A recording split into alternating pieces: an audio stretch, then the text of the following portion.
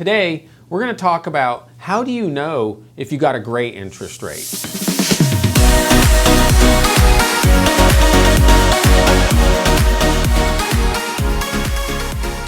Mortgage interest rates.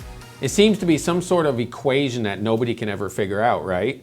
I'm Shawn Kaplan. Thank you for tuning in to Friday Fuel Up. Today, we're going to talk about how do you know if you got a great interest rate. First of all, let me tell you, there's no sort of manual out there that's going to tell you, good job, you got the best interest rate. There's not going to be any sort of book you can look up and check and see if you got the best interest rate. However, there are several things that you can do to minimize your chances of getting a bad loan or a higher than market interest rate. And I'm going to cover that with you today in our ongoing series during the month of August, Things Lenders Don't Want You to Know. Okay, so here we go. Let's get into it. When you get a mortgage and you buy a home, first of all, if you don't put 20% down, you have to pay something called PMI. We talked about that last week in our video. So if you didn't watch that, make sure to go back and watch last Friday's video.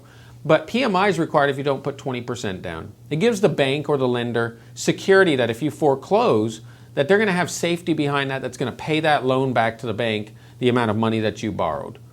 If you put 20% down, you don't have to pay that. And you would think, as most people do, 20% down, high credit score, you're going to get the best interest rate. That's not always the case. So here's something lenders don't want you to know.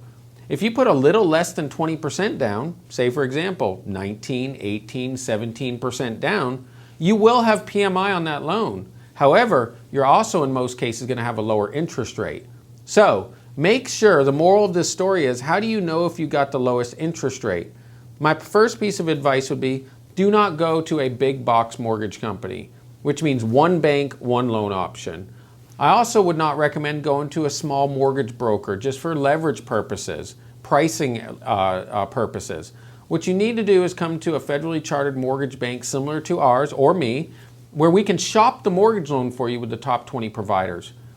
The moral of the story is, have more than one option put out on the table. Have 3, 4, 5 options from that one particular lender, not multiple lenders around town, and put them down on the table and look at them and calculate which one financially might be the best for you.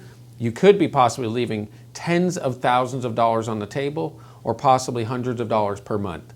Shawn Kaplan, Legacy Mutual Mortgage. You know I'll always be glad to take care of you and look at your specific scenario for any of your friends or family members. Reach out to me. Hope you have a great weekend.